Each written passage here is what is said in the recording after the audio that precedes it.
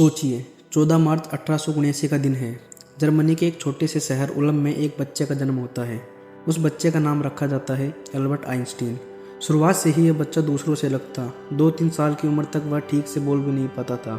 माता पिता चिंतित हो गए। आसपास के लोग कहने लगे कि शायद यह बच्चा सामान्य नहीं है।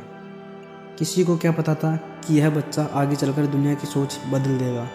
जब अल्बर्ट स्कूल जाने लगा तब भी हालात कुछ खास नहीं बदले। उसे पढ़ाई में बिल्कुल भी मन नहीं लगता था।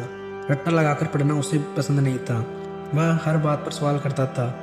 शिक्षक उसकी इसी आदत से परेशान रहते थे।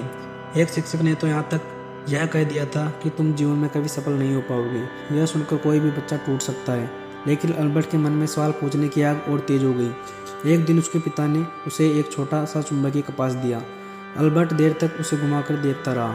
उसे यह सोचकर आश्चर्य हुआ कि सुई हर बात उत्तर दिशा की ओर ही क्यों इशारा कर रही है।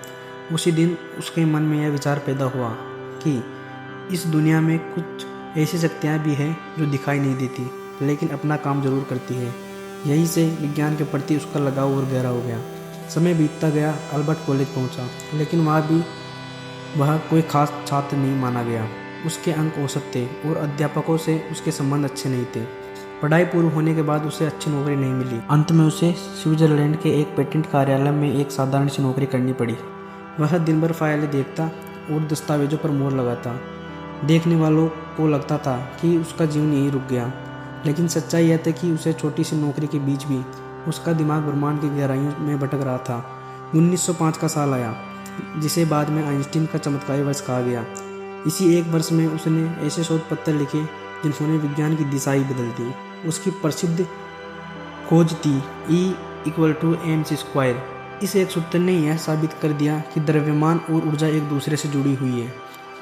शुरुआत में दुनिया को उसकी बातें समझ में नहीं आई।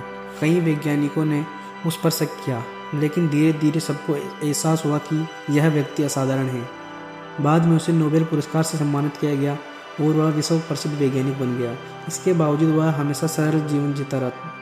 साधारण कपड़े, बिखरे हुए बाल और सादा स्वभाव, यही उसकी पहचान थी। आइंस्टीन कहा करता था, मैं दूसरों से अधिक बुद्धिमान नहीं हूँ, बस समय के बारे में अधिक देर तक सोचता हूँ। उसकी पूरी जिंदगी इसी सोच को दर्शाती है। वह हमें सिखाता है कि असफलता, आलोचना और शुरुआती कठिनाइयाँ किसी को महान बनने से नहीं रोक सकती। तो जब भी कोई आपसे कहे कि आप कुछ नहीं कर सकते, तो अल्बर्ट आइंस्टीन की कहानी याद कर लेना।